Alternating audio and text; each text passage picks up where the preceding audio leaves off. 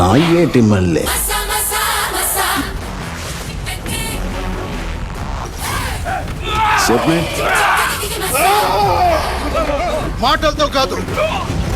Hai everyone, welcome to Ombre Works Story. Semoga kalian sehat selalu dan diberikan rezeki yang berkah ya. Kali ini Om akan membahas alur cerita film action terbaru dari Ram Charan yang berjudul Paddy, keluaran tahun 2026. Film ini menceritakan seorang pemuda yang bernama Paddy yang berjuang mati-matian agar warga desanya diakui oleh pemerintah. Karena selalu direndahkan dan terjebak kemiskinan, Paddy berniat menjadi orang yang diperhitungkan dengan cara yang gak masuk akal. Bisakah Paddy mewujudkan mimpinya itu? So, gak usah pakai lama deh, langsung aja bumper Ombre Works Story.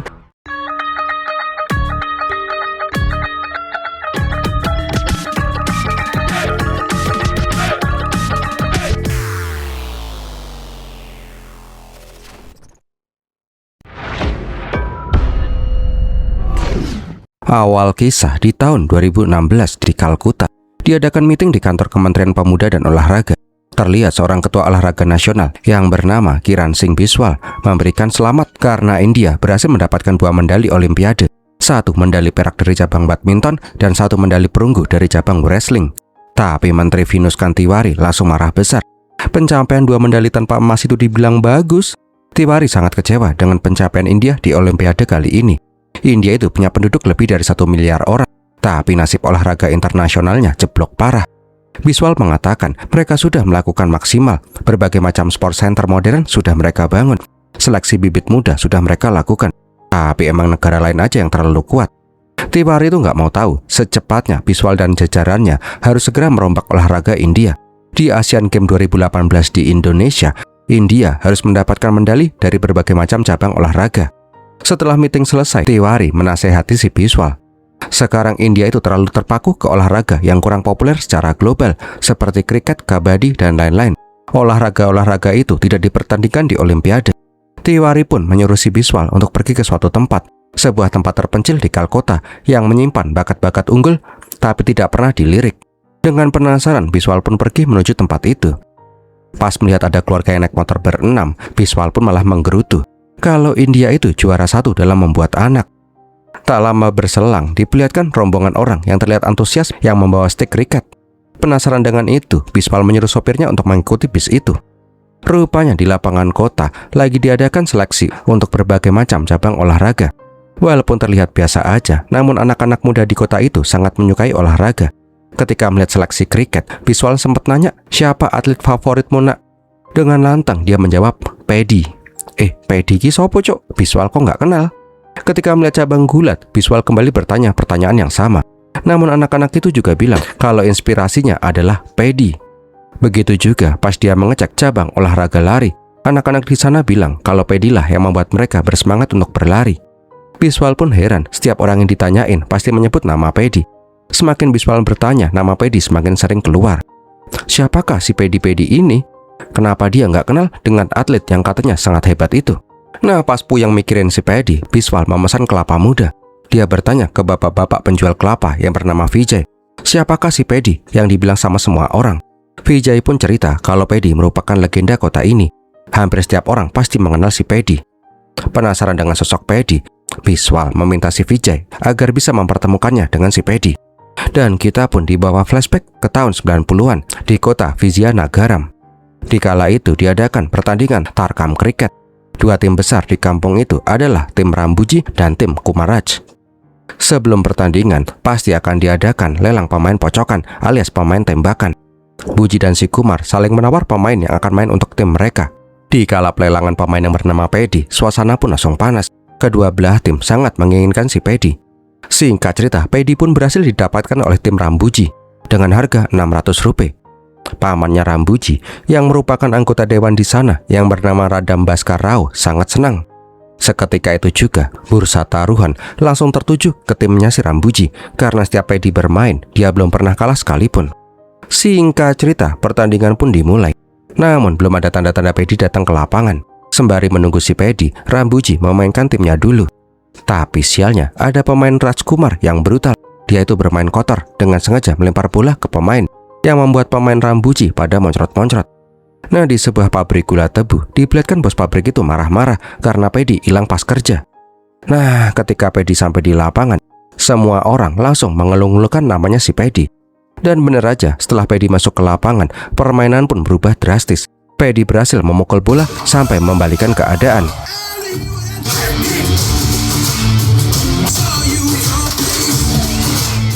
Singkat cerita, di lemparan bola terakhir, Rambuji menyuruh si Pedi untuk meleset. Karena Rambuji sendirilah yang ingin memukul bola kemenangan.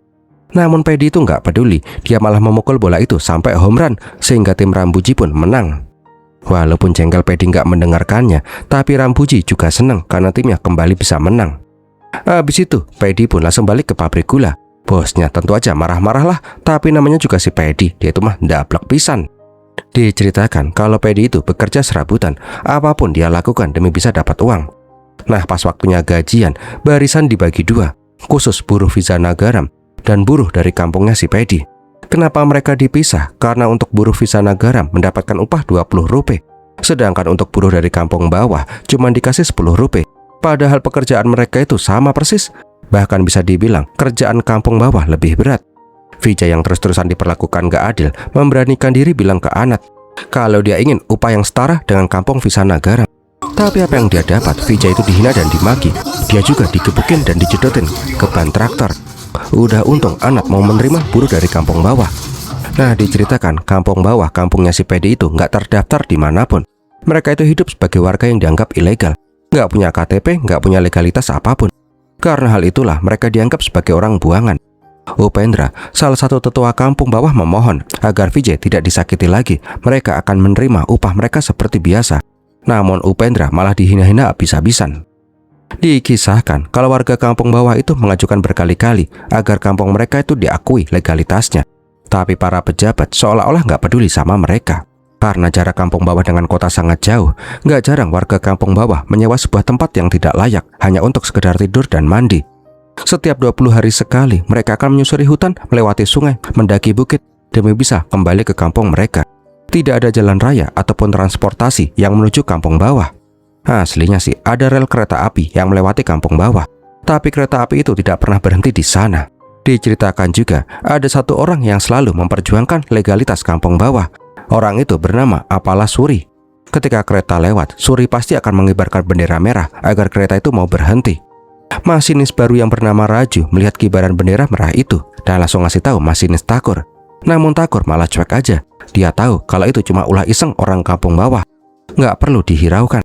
Dan benar saja, kereta terus berjalan tanpa memperdulikan si Suri. Nggak lama kemudian, Pedi dan rombongan pun kembali ke kampung. Pedi meminta si Suri untuk berhenti, karena kereta yang lewat nggak akan pernah berhenti apapun yang dilakukan oleh si Suri. Suri itu hanya ingin agar dibangun stasiun kecil di kampung itu, agar mobilitas warga desa bisa lancar. Tapi ratusan kali dia mengajukan hal itu ke pemerintah, dia itu hanya dihina dan diacuhkan. Nah, pas para buruh sampai di desa, mereka langsung memberikan hasil jerih payah mereka selama bekerja di kota untuk keluarga mereka. Diceritakan kalau Pedi itu tinggal berdua dengan ibunya yang bernama Puri. Puri itu ingin agar Pedi ini segera menikah, tapi Pedi belum mau menikah. Dia itu hanya ingin menikah ketika sudah menemukan cewek yang dia sukai. Di lain sisi, kita diperlihatkan mobil yang gembradak lewat kebun tebu. Rupanya itu adalah cewek yang bernama Achiyama, anak dari pejabat kota Visana Garam. Nggak pakai tebeng aling-aling, dia langsung mencopot kain sarinya dan langsung gubet-gubetin ke tongkat. Gendal-gendal sekali, Om suka. Dengan barbarnya, Achiyama membakar kebun tebu milik keluarganya. Kenapa dia melakukan hal ini? Karena sebentar lagi pemilu. Achiyama ingin ayahnya bisa menjadi MLA yang baru, menggantikan si Bhaskar Rao yang udah lama menjabat. Dengan membakar kebun tebu itu, Achiyama akan mendulang simpatik rakyat. Keesokan harinya, Achiyama pun pura-pura mewek di depan banyak orang. Dia bilang kalau kebun tebu yang menjadi penghasilan warga desa terbakar habis. Achiyama juga memfitnah kalau ini perbuatan Rambuji. Sontak aja hal itu membuat marah warga desa. Achiyama juga bilang kalau saatnya MLA Bhaskar lengser digantikan oleh ayahnya yang peduli terhadap kesulitan rakyat. Pas Pedi melihat sandiwaranya si Achiyama, dia menyadari kalau Aci itu lagi ngibul. Dari naik turun neneknya si Aci, tarikan napas perutnya si Aci, dan gayanya yang lebay, Pedi sadar kalau Aci itu pasti lagi bersandiwara. Tapi fokus Pedi nggak ke sandiwaranya si Aci, tapi ke belahan, ke paras cantiknya si Achiyama. Inilah pertama kalinya Pedi jatuh cinta pada pandangan pertama. Pedi pun memutuskan dia harus mendapatkan cintanya si Achiyama apapun yang terjadi. Malam harinya, bapaknya si Aji yang bernama Subadar melakukan open house ke orang-orang yang terdampak kebakaran kebun tebu. Dia juga bilang akan mengganti semua kerugian para petani. Namun tanpa diketahui, Pedi dan teman-temannya menyusup masuk ke rumahnya si Subedar. Tujuan Pedi cuma satu, pengen lihat kegendal-gendulannya si Achiyama. Nah, pas Achiyama masuk ke kamarnya, Pedi ngintilin tuh cewek buhay sampai ke dalam. Di saat yang tepat, temannya si Pedi matiin listrik dan Pedi pun langsung nyucup mulut randomnya si Achiyama. Tahu-tahu diajak tukeran iler sama orang gak dikenal, Achiyama pun langsung kaget. Sedangkan si Pedi langsung kabur setelah dapat transfusi iler dari si Achiyama. Senang karena berhasil dapat ciuman pertama dari cewek gendal-gendul yang dia sukai, Pedi pun joget. Jogetnya kok gitu-gitu amat ya? Semenjak hari itu, hari-hari Pedi pun lebih berwarna. Walaupun belum bisa mengutarakan rasa cintanya ke Achiyama, tapi dia terus mengikuti si Achiyama.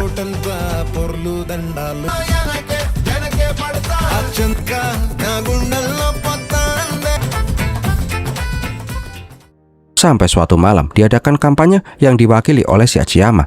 Dengan menggebu-gebu, Aji menyuruh orang-orangnya untuk memilih ayahnya. Nggak lupa, Aji juga menjelek-jelekan si Bhaskar Rao yang berkuasa lama tapi nggak ada hasilnya sama sekali. Buji yang mendengar itu nggak terima, dia pun menyuruh anak buahnya si Sanjay untuk menyabotase kampanyenya si Achiyama. Sanjay pun memotong roknya si Achiyama sehingga dia pun langsung bukil seketika. Lihat itu, Pedi nggak terima. Dia langsung betot tali tenda agar bodi gendal-gendulnya si Aji nggak dilihat banyak orang. Jelas saja, Achiyama pun menangis jadi-jadinya. Pepek mulusnya diekspos kemana-mana. Nah, di lain tempat, fotografernya si Rambuji berhasil memotret tubuh mulusnya si Achiyama. Rambuji juga menyuruh segera mencetak foto itu dan sebar ke segala penjuru kota. Seketika lampu pun langsung padam dan keluarlah pas-pas misterius dengan lampu senter di congornya. Nggak usah pakai basa-basi deh, Pedi itu nggak terima pujaan hatinya dipermalukan. Dia pun langsung menyerang si Rambuji dan antek-anteknya. Adalah lihat sendiri aja ya, masa iya berantem gak ngotak om ceritain. Keren dah pokoknya.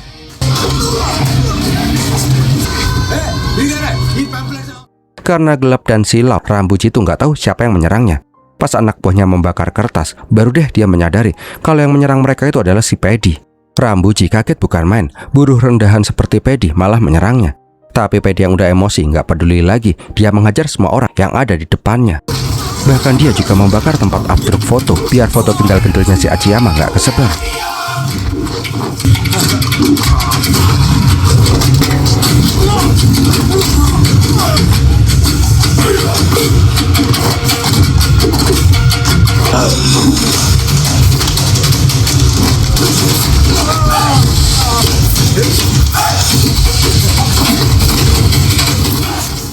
Setelah puas gebukin orang, Pedi menculik salah satu anak buahnya si Buji dan naruh tuh orang di atas pohon. Tolong, aku nggak bisa turun.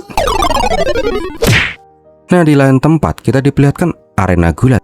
Rencananya akan diadakan gulat antara sasana milik mantan pegulat nasional Guru Naidu dan sasana botak berkumis Pai Dapa.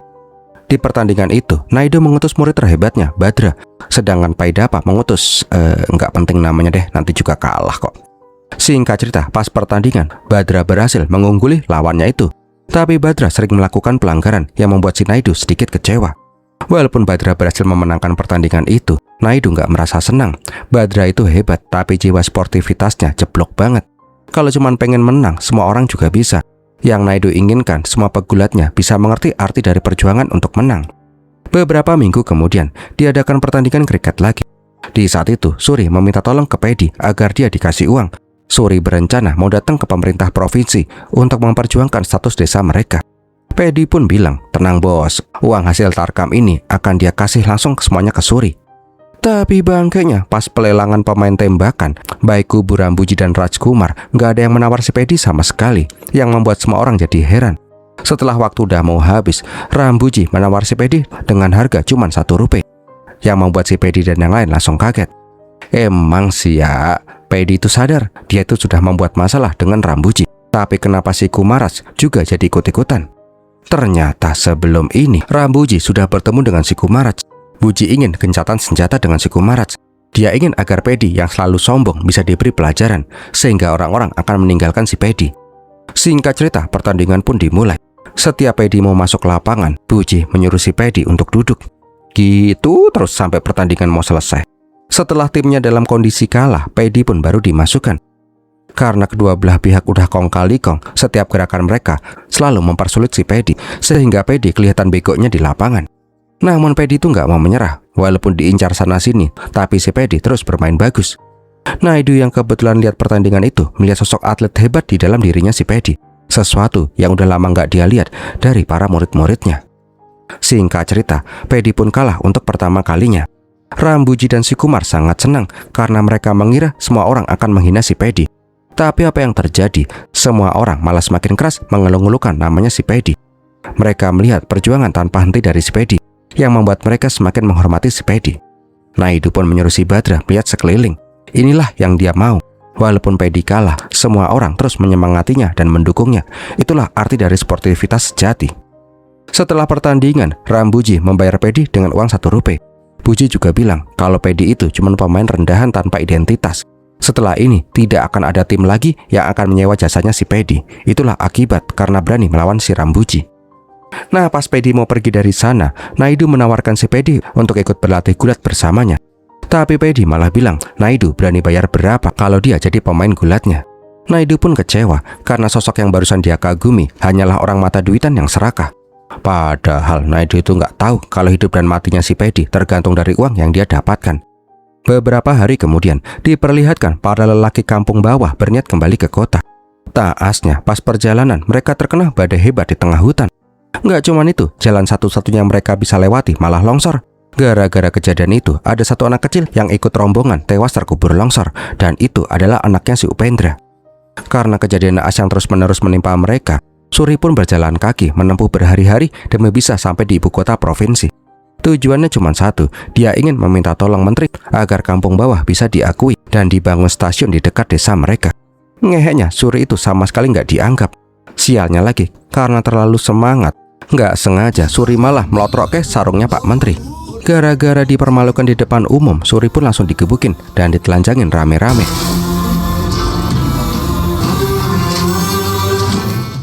Ketika waktunya pulang ke desa, terlihat si Suri yang terdiam sepanjang perjalanan. Dia meratapi nasib, semua usahanya tidak bisa membuahkan hasil. Pedi yang melihat si Suri bersedih pun menyuruh si Suri untuk minum aja. Besok Suri bisa mencobanya lagi. Di emosinya itu, Suri melihat kereta api yang hendak melintas. Dia pun kembali mengibarkan bendera seperti biasa. Namun kali ini Suri berdiri di tengah rel. Melihat si Suri, Raju bilang ke Takur untuk menghentikan kereta. Tapi Takur nggak mau, paling tuh orang bakalan kabur kalau kereta udah deket. Sialnya, Suri itu emang udah berniat mati kalau kereta nggak mau berhenti. Melihat Suri yang di tengah rel, Pedi langsung mencoba menyelamatkannya. Naasnya, Pedi terlambat, Suri tersambar kereta api. Walaupun sudah menabrak orang, kereta itu pun tidak berhenti sama sekali. Di akhir hayatnya, Suri meminta si Pedi melanjutkan perjuangannya. Desa ini harus diakui pemerintah agar penduduk desa tidak menderita seperti sekarang. Setelah itu, Suri pun meninggal dunia. Kehilangan sosok yang sudah Pedi anggap sebagai ayahnya sendiri membuat Pedi amat murka. Dia pun memimpin warga desa untuk mengangkat rel kereta api dan membakar bantalan rel. Kalau kereta nggak mau berhenti di desa mereka, maka tidak boleh ada kereta yang lewat.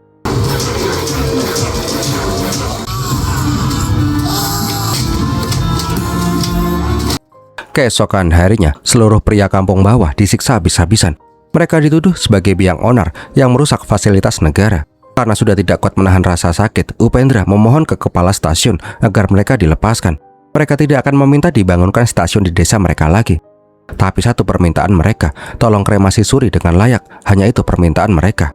Bangkainya, kepala stasiun malah bilang orang buangan seperti mereka tidak layak mendapatkan kremasian. Mereka itu lebih layak dibuang di jurang seperti binatang. Pedi yang dari tadi menahan diri langsung murka seketika. Dia langsung membopong jasad Suri dan melawan orang-orang yang berani menghalanginya.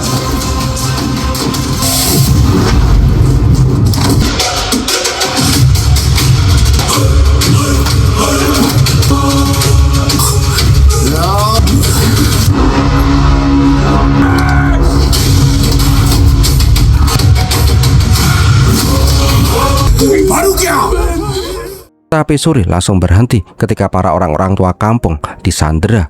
Beberapa waktu kemudian, warga kampung bawah pun diperbolehkan pergi, tapi tidak dengan jasadnya si Suri. Entah tuh jasad diapain. Karena selalu menerima ketidakadilan, Pedi pun memutuskan sesuatu yang akan mengubah hidupnya selamanya. Dia mendatangi sasana gulat si Naidu. Pedi akhirnya menyadari bahwa satu-satunya cara untuk memperjuangkan desa mereka adalah dengan memperoleh pengakuan dari tingkat nasional. Karena pernah menolak tawaran si Naidu sebelumnya, pegulat-pegulat di sana tidak mengizinkan si Paddy untuk masuk. Berkali-kali Paddy dibanting, tapi dia sama sekali tidak menyerah.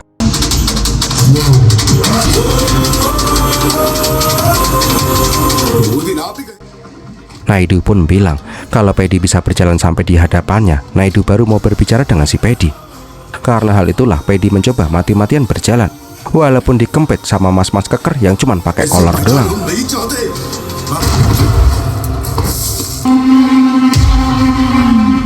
Singkat cerita, Paddy berhasil sampai di hadapannya si Naidu. Namun Naidu bilang kalau gulat yang diajarkannya itu tidak akan membuat si Paddy kaya raya. Kalau tujuan Paddy hanyalah uang, silahkan pergi dari sini. Paddy pun akhirnya bilang kalau dia ingin menjadi pegulat terhebat di India. Tujuannya agar dia bisa diakui, agar desanya bisa diakui, dan tidak ada warga desanya lagi yang menderita. Karena hal itulah Naidu pun menerima si Paddy menjadi muridnya. Selama berhari-hari Paddy tinggal di Sasana untuk berlatih. Niatnya sih gitu. Namun si Naidu sama sekali nggak mengizinkan si Paddy untuk bergabung dengan yang lain. Paddy itu hanya disuruh ngangkatin tepung gandum, nimba air, dan pekerjaan-pekerjaan kuli pada umumnya. Tak terasa sudah beberapa minggu Paddy berada di sana. Sampai suatu hari warga desa mendatangi Sasana. Mereka meminta si Paddy untuk kembali bekerja. Karena Paddy nggak ada, kualitas gula yang mereka buat menurun drastis. Intinya si Anan bilang kalau Paddy nggak bekerja di sini, semua buruh kampung bawah juga nggak usah bekerja di sini lagi. Namun si Paddy menolak kembali ke pabrik gula. Sekarang dia ingin menjadi pegulat profesional. Jelas saja Upendra dan yang lain menganggap Paddy sebagai pengkhianat, tanpa tahu kalau tujuan Paddy itu adalah untuk memperjuangkan nasib warga kampung bawah. Badra yang tahu kalau si Paddy itu tidak punya identitas langsung menghina si Paddy. Belum ada sejarahnya pegulat hebat berasal dari antah berantah. Apalagi semenjak Paddy masuk Sasana, belum sekalipun dia mendapatkan pelatihan gulat dari Naidu. Kerjaannya nggak beda kayak buruh biasa. Gara-gara omongannya si Badra, Paddy pun langsung marah. Karena emang kerjaannya di sana itu nggak jauh dari kacung semata. Melihat Paddy yang jengkel, Naidu pun bilang kenapa dia menyuruh si Paddy memindahkan karung gandum, menimba air, dan lain-lain. Itu bukanlah pekerjaan biasa, tapi melatih si Paddy tanpa Paddy sadari. Untuk Paddy yang tidak mengenal gulat dari kecil, treatmentnya akan jauh berbeda.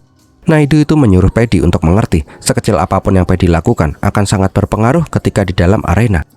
Gara-gara omongannya si Naidu, Paddy pun akhirnya sadar. Sedikit demi sedikit Paddy berubah menjadi pegulat yang hebat. Sampai suatu hari Paddy dihampiri oleh ibunya. Puri meminta si Paddy untuk kembali ke desa. Tapi Paddy itu nggak mau. Dia ingin memperjuangkan desanya walaupun harus membuat dia dibenci oleh seluruh warga desa.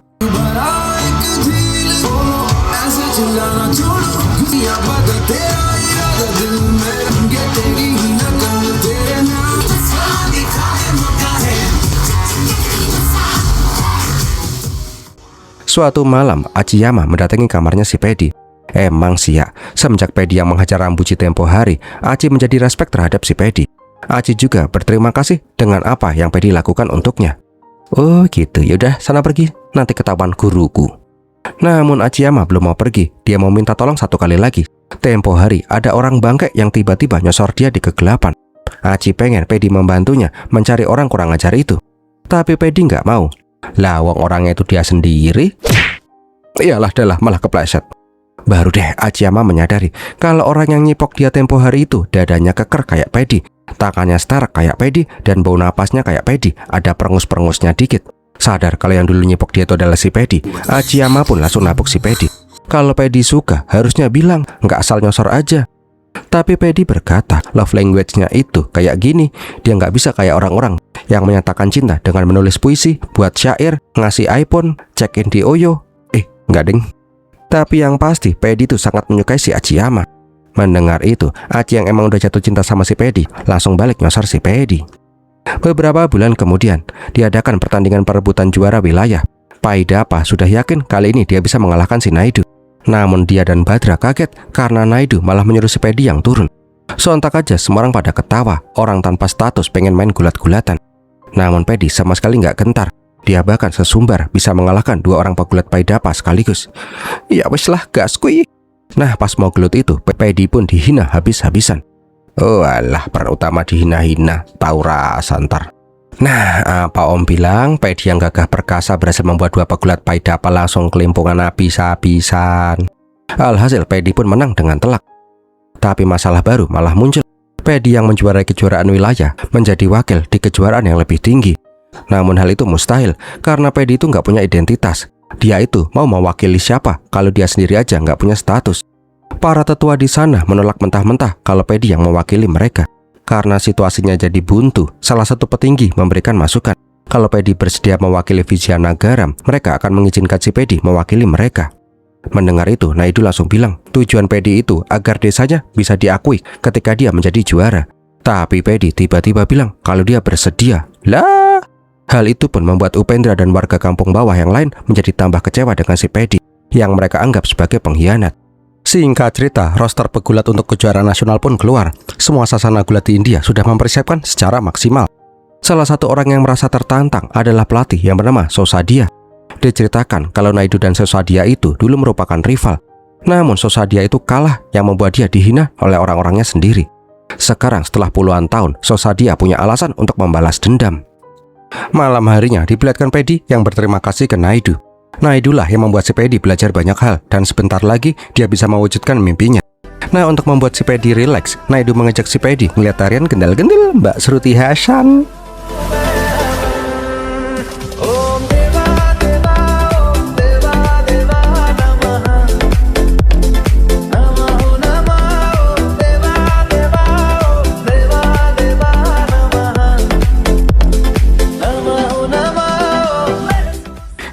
Pas ngeliat si Pedi yang sangat menikmati goyangan si Shruti Hassan, Hachiyama itu nggak terima. Dia pun ikutan join joget. Asik, dua mbak gendal-gendul beraksi.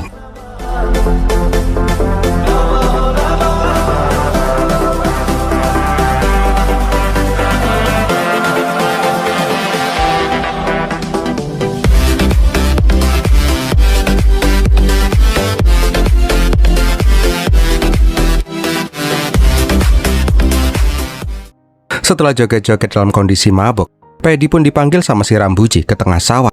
Rambuji bilang kalau penilaian dia selama ini salah. Ternyata Pedi itu orang yang sangat hebat. Dan mereka berdua pun berdamai deh. Singkat cerita, kejuaraan gulat nasional tahun 94 pun digelar. Di situ, Naidu sempat berpapasan dengan Sasodia. Sasodia bilang kalau putranya yang bernama Ratan lah yang akan memenangkan kejuaraan ini. Tapi Naidu nggak gentar karena dia sadar punya pegulat terhebat, yaitu si Pedi. Singkat cerita, Pedi dan Ratan pun terus menang dan melaju sampai ke semifinal. Malam sebelum pertandingan Pedi dengan si Ratan, Pedi bilang ke Naidu kalau dia yakin akan memenangkan kejuaraan ini. Sedangkan di sisi yang lain, Ratan digembleng habis-habisan oleh ayahnya. Mereka sadar kalau Pedi itu pegulat yang sangat anomali. Mereka harus menggunakan berbagai macam cara agar bisa menang, walaupun harus menggunakan cara kotor sekalipun. Tiba-tiba Rambuji malah datang ke sana dan bilang dia punya cara untuk mengalahkan si Pedi. Melihat ada penyusup, Ratan pun langsung mencekik si Rambuji. Tapi Buji bilang kalau Ratan mau menang, Ratan harus menyerang kaki kanannya si Pedi. Bangkeknya, di malam itu di tengah sawah yang om kira mereka itu berdamai, ternyata Rambuji itu masih dendam. Dia pun menyerang kaki kanannya si Pedi dengan membabi buta, yang membuat kakinya Pedi itu jadi sengklek. Gara-gara info dari si Rambuji, Ratan pun pede untuk menang karena dia udah tahu kelemahannya si Pedi. Singkat cerita, pertandingan semifinal pun digelar. Seperti yang udah diprediksi, Pedi dengan mudah bisa membanting-banting si Ratan. Tapi hal itu tidak berjalan lama. Ratan langsung mengincar kaki kanannya si Pedi, yang langsung mengubah jalannya pertandingan. Sadar rahasia yang telah terkuak, Pedi pun bilang ke Naidu tentang cederanya. Mendengar itu, Naidu meminta si Pedi untuk menyerah saja. Pedi bisa memenangkan kejuaraan nasional di lain waktu. Tapi Pedi nggak mau. Menyerah sama saja merelakan warga desanya terus menderita. Di saat waktu tinggal sedikit lagi, Pedi mengerahkan semua kekuatannya. Dia mengangkat si Ratan walaupun kakinya hancur. Alhasil, Pedi pun berhasil memenangkan pertandingan itu. Naasnya, setelah dinyatakan menang, Pedi langsung tersungkur pingsan. Sore harinya, Pedi pun tersadar di rumah sakit, ditemani si Naidu di sebelahnya. Pedi bilang kalau dia tuh nggak kenapa-napa, lebih baik mereka segera pulang untuk persiapan partai final. Namun Naidu melarangnya untuk turun. Kondisi kakinya si Pedi itu sangat parah. Tapi si Pedi tetap aja ngeyel. Benar aja, pas mencoba berjalan, Pedi langsung ambruk. Dokter pun memberi kabar buruk kalau kaki Pedi itu rusak permanen. Pedi nggak akan bisa bergulat lagi selamanya. Mendengar itu, Pedi pun seperti tersambar petir. Dia tuh nggak percaya dengan omongan tuh dokter. Tinggal satu pertandingan lagi, dia bisa menjadi juara nasional dan warga desanya bisa diakui pemerintah. Pedi pun memohon agar Naidu terus melatihnya. Dia yakin masih bisa bertanding. Tapi Naidu hanya terdiam sambil menahan tangis karena dia sadar India telah kehilangan bakat gulat terhebatnya. तो यहाँ से खेल सकता है।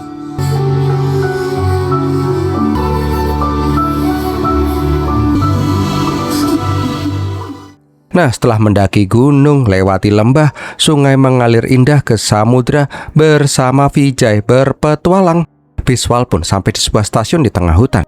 Biswal itu protes setelah perjalanan yang gak ngotak susahnya. Vijay menceritakan sosok Paddy yang ternyata cuma seorang pecundang. Kenapa bisa orang pencundang yang gak pernah juara itu bisa menjadi inspirasi untuk orang-orang di sini? Namun pas mau minum chai, Biswal melihat bayangan patung yang bertuliskan Paddy. Biswal itu tambah marah. Kenapa orang-orang di sini sangat bodoh membuat patung untuk seorang pecundang? Toco, Vijay belum selesai ceritanya. Oke, lanjut lagi ceritanya. Setelah menerima kenyataan pahit, Paddy itu nggak bisa bergulat lagi. Dia pun pulang ke kampung bawah. Uang hasil lomba juara 2 langsung dia serahkan ke warga desa. Paddy juga membayar hutang seluruh warga desa ke Anat. Paddy pun bilang ke Achiyama kalau dia sangat mencintai si Achi, tapi Paddy harus pergi untuk memperjuangkan apa yang seharusnya dia perjuangkan. Paddy pun berjanji kalau dia akan kembali menggunakan kereta. Singkat cerita, Paddy pun pergi ke Delhi untuk memperjuangkan desanya. Tapi hari berganti minggu, berganti bulan, dan tahun. Paddy itu tetap saja tidak bisa menemui pejabat yang berwenang. Untuk bertahan hidup, Paddy bekerja serabutan.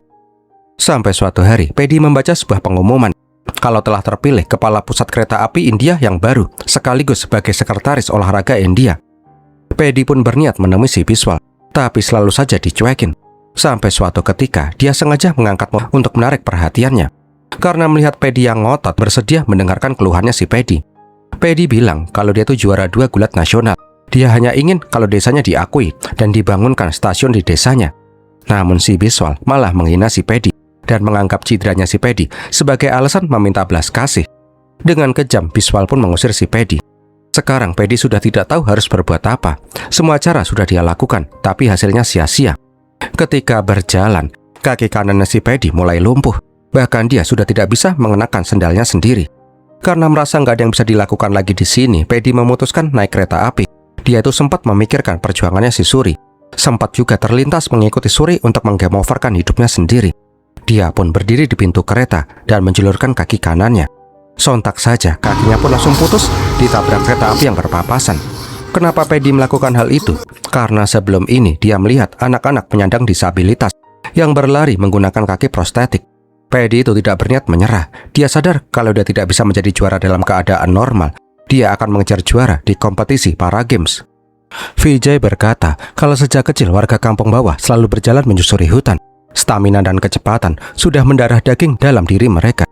Makanya untuk kali ini, Paddy memilih cabang olahraga lari. Selama bertahun-tahun dia berusaha mati-matian menjadi pelari para games. Di tahun 96, diadakan Asian Para Games di India. Semua orang kampung bawah berbondong-bondong ke kota Visanagaram. Mereka ingin menumpang nonton TV pertandingan Paddy. Ada yang ke rumah Rambuji, ada juga yang ke rumah Achiyama. Pas Achiyama membuka pintu, Vijay dan yang lain melihat si Achi yang menggunakan manggal sutra. Ternyata sebelum ini Achi itu dipaksa menikah oleh kedua orang tuanya. Tapi Achiyama tidak mau, dia tidak akan menikah bila tidak dengan si Paddy. Adalah singkatin aja ya. Pertandingan 800 meter pun dimulai. Dengan kaki prostetiknya, Paddy berlari sekuat mungkin. Dia membayangkan perjuangannya selama ini. Membayangkan kalau dia harus berlari lebih cepat daripada kereta api. Semua demi apalah Suri. Sialnya, Paddy itu malah terjungkal. Tapi Paddy tidak ingin menyerah. Kalah adalah kesengsaraan untuk desanya. He's back on his feet. A highly impossible task ahead of him.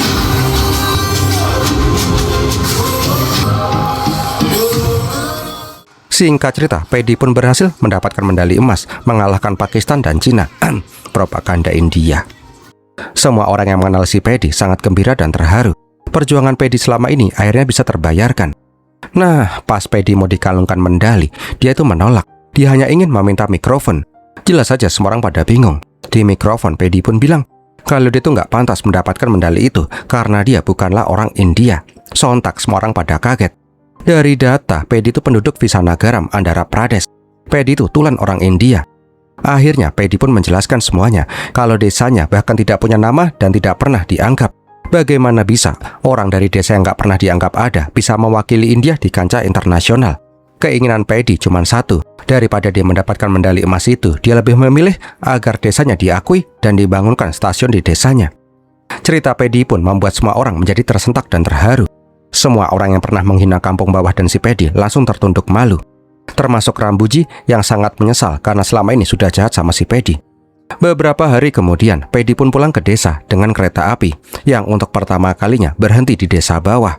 Semua orang langsung memberi penghormatan tertinggi ke Pedi sebagai pahlawan mereka.